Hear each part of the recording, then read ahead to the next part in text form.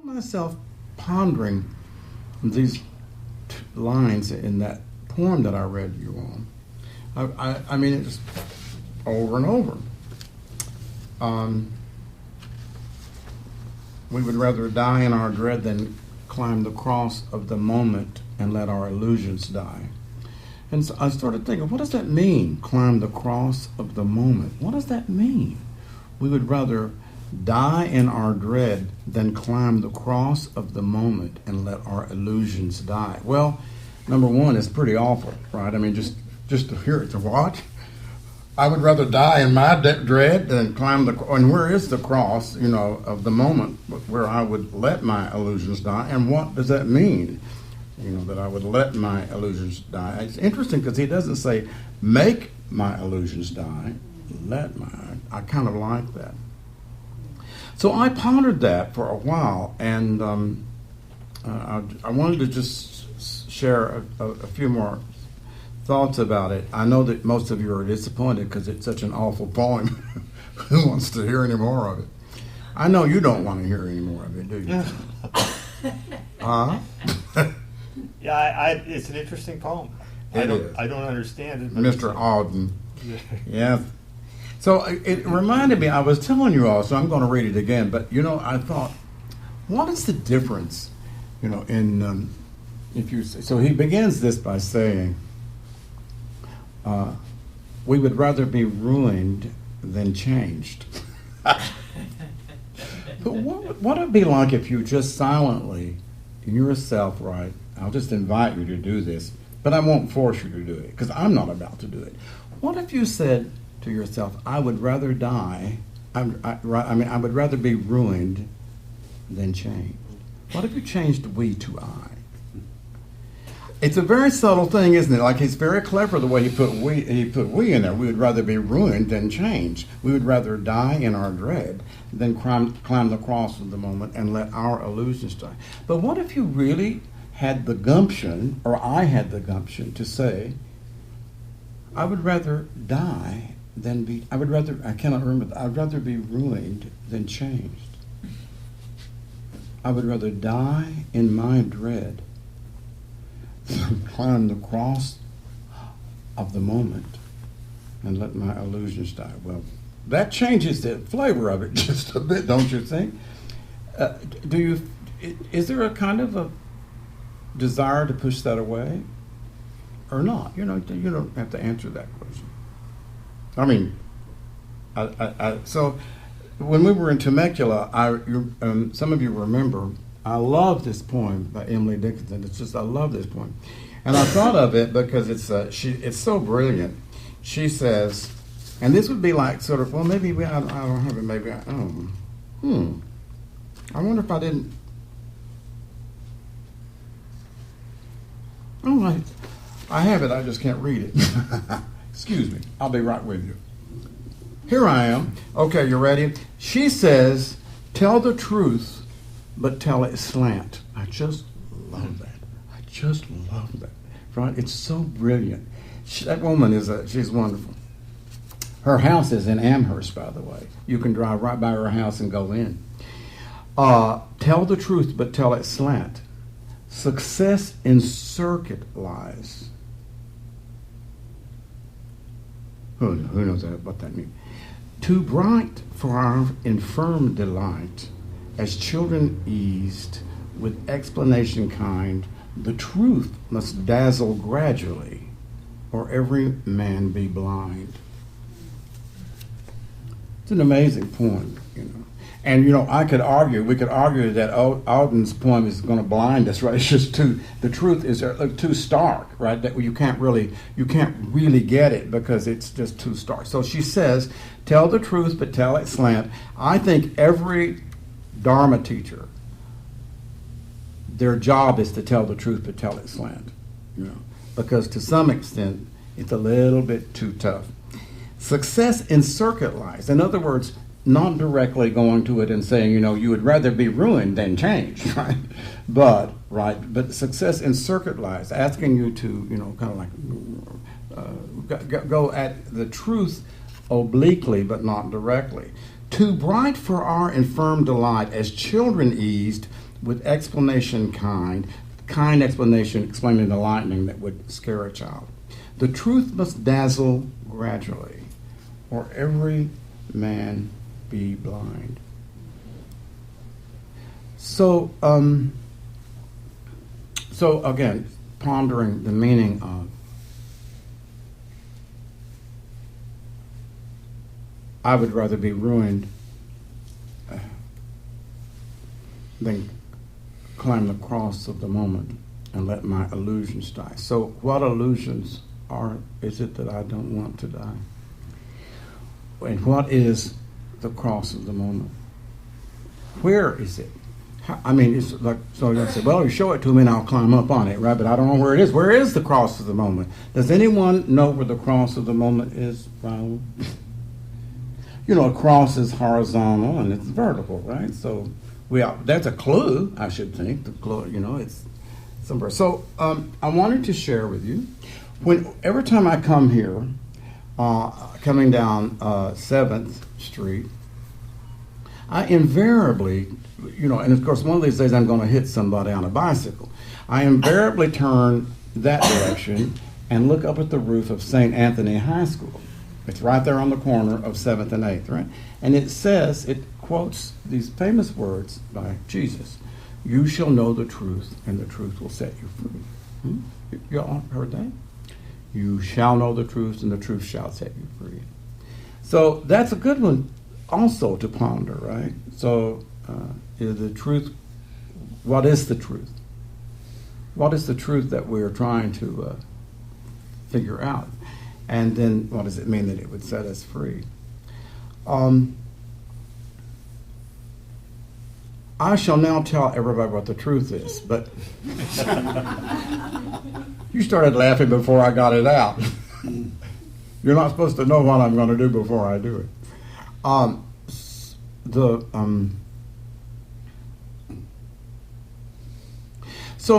Every tradition and every religion says, you know, has its version of the truth, doesn't it? And when you know that truth, it's going to set you free.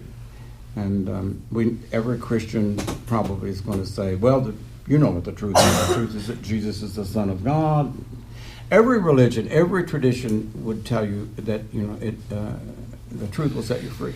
And Buddhism would do the same. I think that Buddhism really would just substitute the word dharma for truth. That's what dharma means. Dharma is the truth. So if you know the dharma, it will set you free. This would be maybe what a Buddhist would say. I'm not so sure. I'm going to take these things off.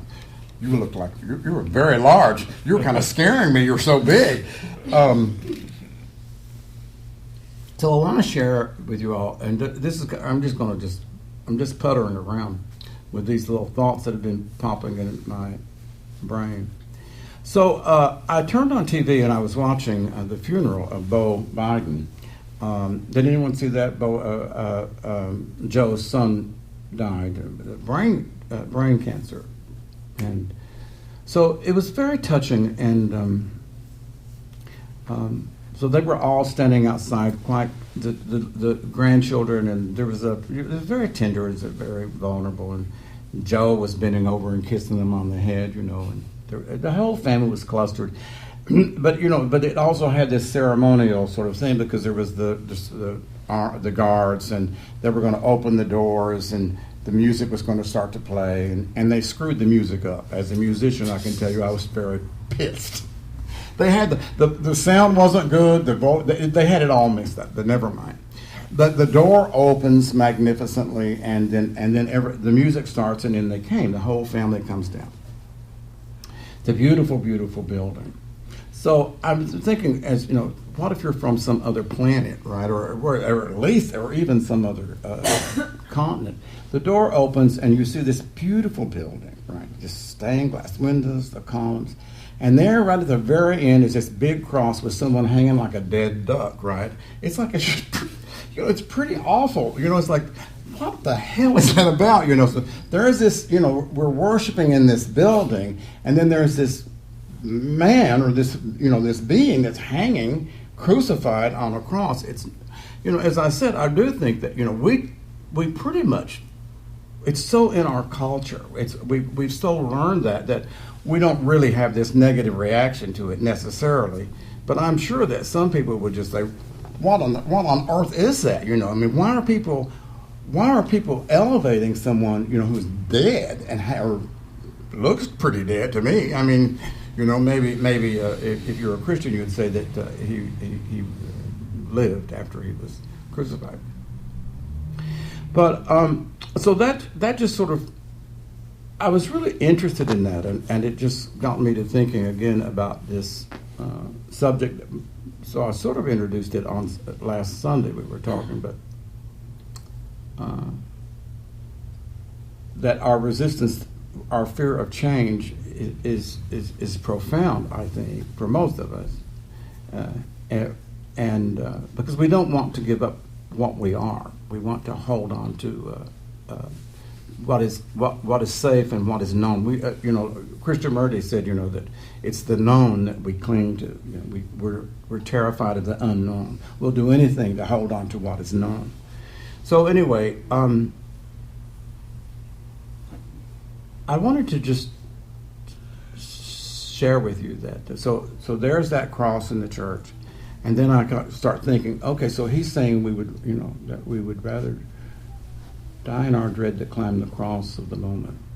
So that's an interesting thing, you know, that, you know, so if we think about the meaning of climbing the cross of the moment, there's this idea of sacrifice that, and then the question comes, you know, what is it that we are sacrificing? What are we giving up? And of course, as Jung believed very strongly that this whole the symbolism of the crucifixion is actually the symbolism of the ego. It's this ego part of us that just will not let go. The ego part of us that will hold on till the end of time, right, to maintain its sense of control. So, in a sense, and this is pretty much it's pretty alien to Buddhism in a certain way, to the Eastern teaching, but it's actually in our culture. This symbolism of the ego, of hubris, of that part of us that is so incredibly needing to be in control. And again, the word it's hubris. That maybe what we are most resistant to is the sacrifice of that, the loss of that, the giving up of that, the giving up of that. You know that.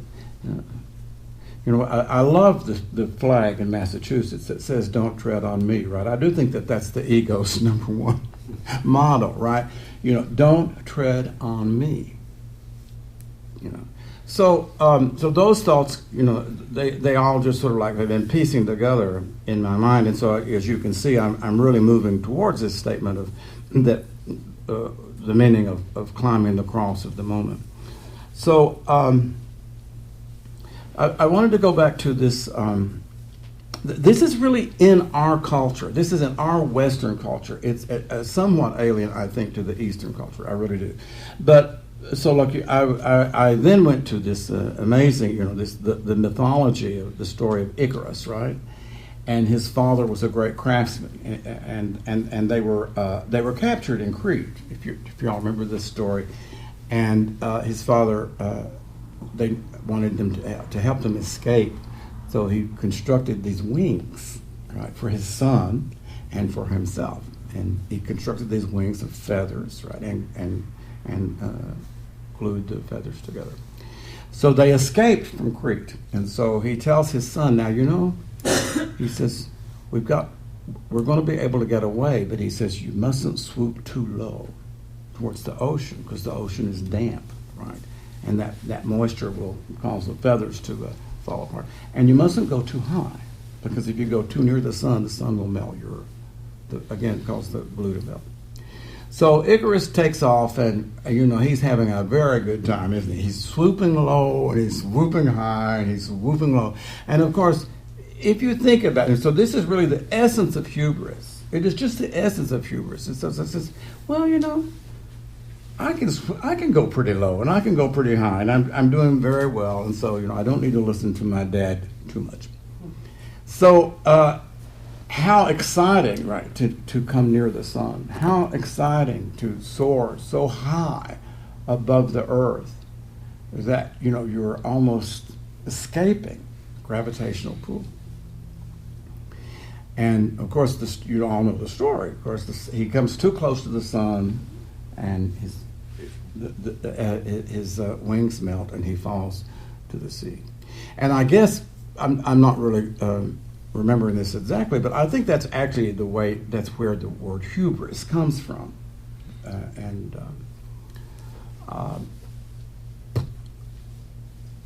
So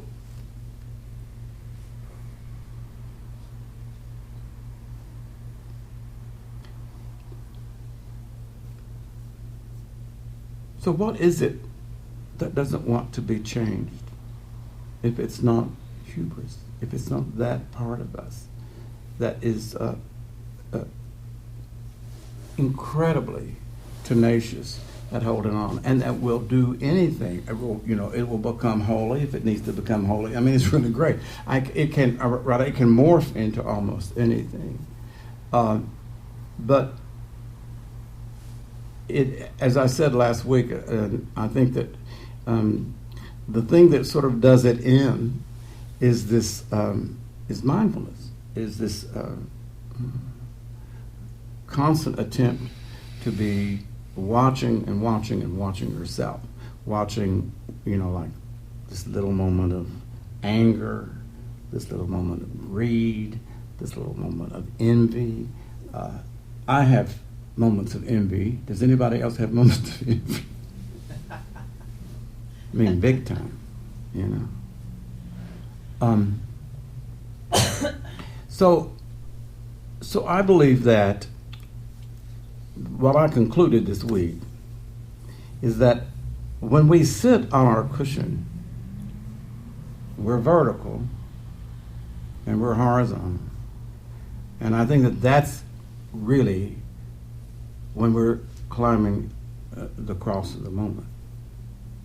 Every moment that we sit, that's what we're doing. Or at least attempting to do. We're attempting to sit and watch that little ego needing to control.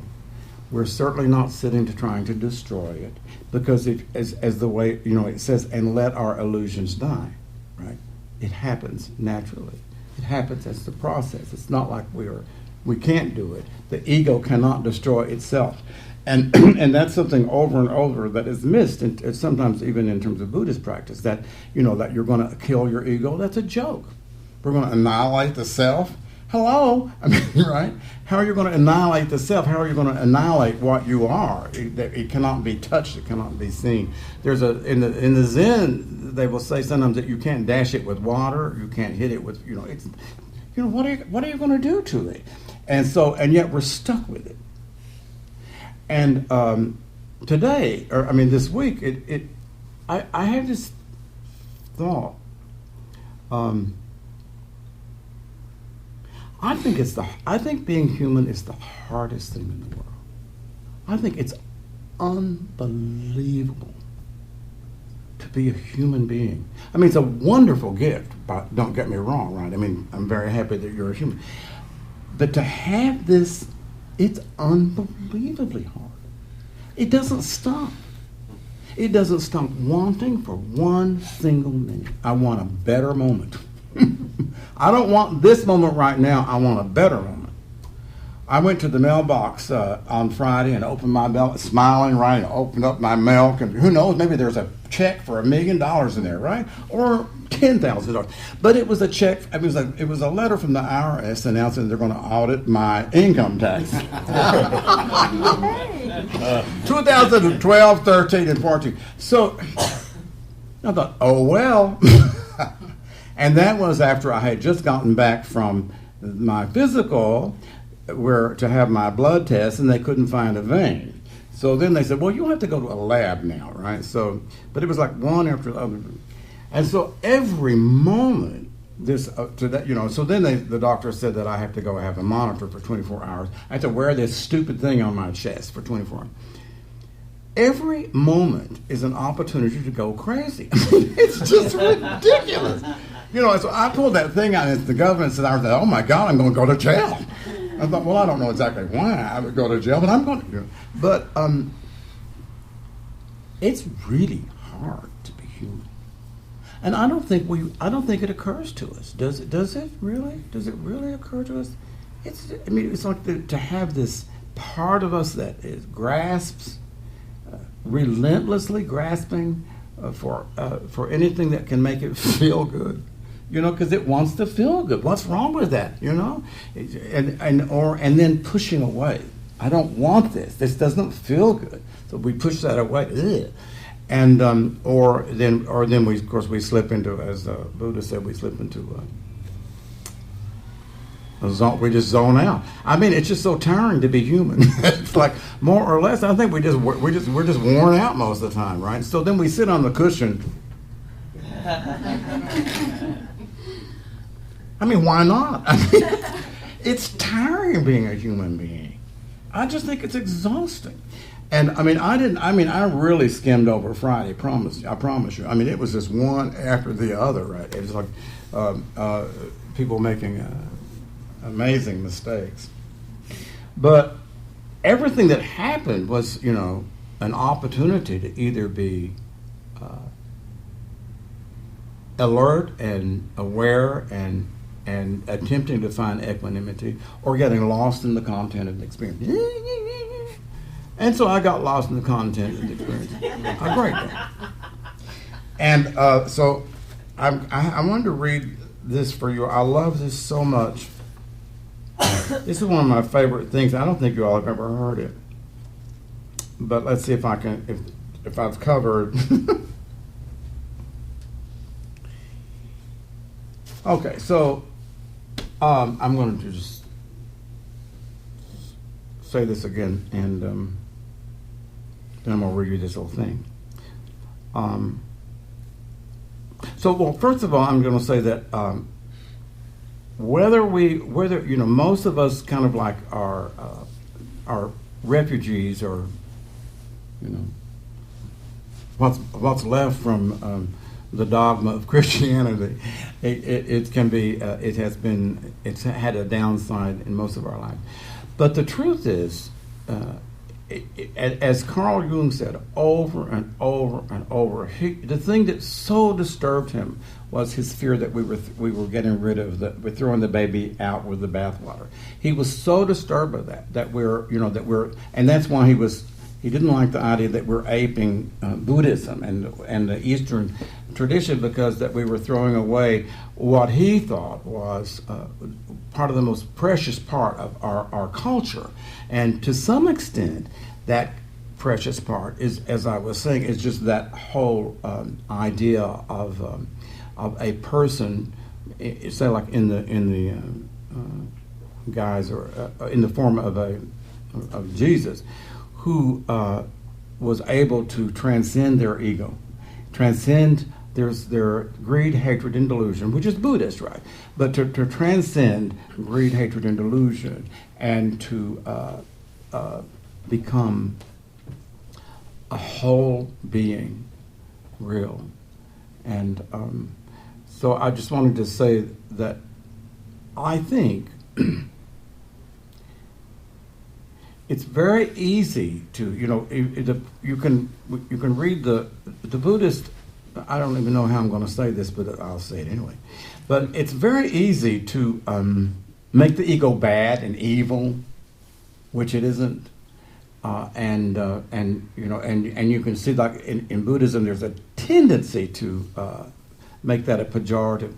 It's not that. It's probably in the West we would tend to call it. It's just this is a little self that's grasping, that needs to be embraced and seen.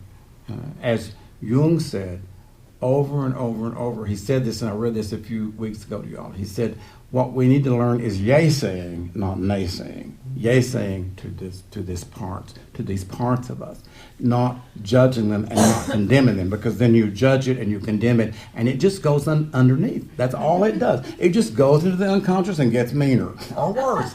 I'm a living proof of that, by the way. It's like that's all that happens when you push the bad out, right? And that's something that the West, or the psychology, I think it has something tremendous to offer us, that that you can't get rid of yourself. It's not possible. It is not possible. And not only that, it's stupid. But so I wanted to read this. So I was in Hawaii, and I have wondered and wondered where I found this. I have no idea. I saw it like on a little sign, and maybe it was on a little church marquee. I just loved it and copied it down immediately. I Googled it for years. I never found it again. But I got it right here for you. So I read it because it touched me so deeply. And it was coming from, maybe that had been the chapter that they were studying in the Bible. I don't know. It was the story of the Last Supper, when all of the disciples came in. They all had dirty feet. Some of you all have dirty feet right now. They came with their dirty feet, and then at the Last Supper, and Jesus washed their feet, right, with a basin and a towel. And if you think about, like, say, a President Obama washing the feet of the cabinet, you're not going to see that, more than likely. Probably he ain't going to do that. Or George Bush either, or, pretty much we're not into washing the feet of people, are we? And then some of us who have not had pedicures, we would not want someone to wash our feet. I don't necessarily think I would want anyone to wash my feet. But anyway, so at the Last Supper, this is like an extraordinarily, if you just think of this as a vignette, right, or that you bring into your heart. That's why it's very powerful, right? You don't need words for it. You just feel it. So, in other words, here's this guy who has all of these people who are worshiping him. They think he's like a big deal. And he gets down and he washes their feet because they're dusty, right, before they have their supper. So I've always loved that story, because if you think about the word hubris and our ego, I had to show you this.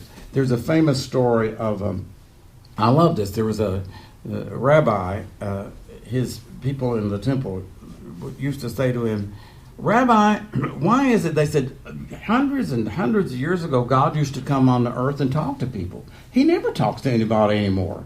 And they asked the rabbi, they said, "Why doesn't God come down and talk to people anymore?" And he said, "Well, it's because no one is willing to stoop so low." Right? No one is willing to stoop so low. So that would be another example, right, of hubris. So here's the little thing that was written. And this is an example of you and me willing to stoop low. Right? Willing to stoop low. And climbing the cross of the moment, and at the same time having this willingness to kindly look at that part of us that is not willing to stoop low. So it's called the call to community, which is a sangha. Community is a sangha, okay? We are a sangha. The call to community, the impoverished power that sets the soul free in humility to take the vow that day after day we must take up the basin and the towel. In any ordinary place, on any ordinary day, the parable can live again when one will kneel and one will yield. Our Savior's servant must show us how, through the will of the water and the tenderness of the towel. So,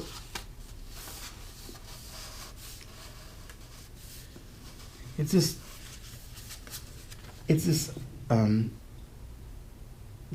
this challenge that we have of not swooping too low near the water, and that can just be like a reverse ego. I'm worthless. I'm not as good as you are. That's just the same thing. It's just reverse hubris.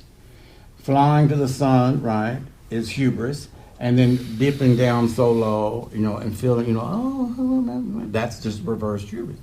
Sitting on the cushion, I think, is for each of us is our moment of climbing this cross and sitting with this ego and trying to love it to death.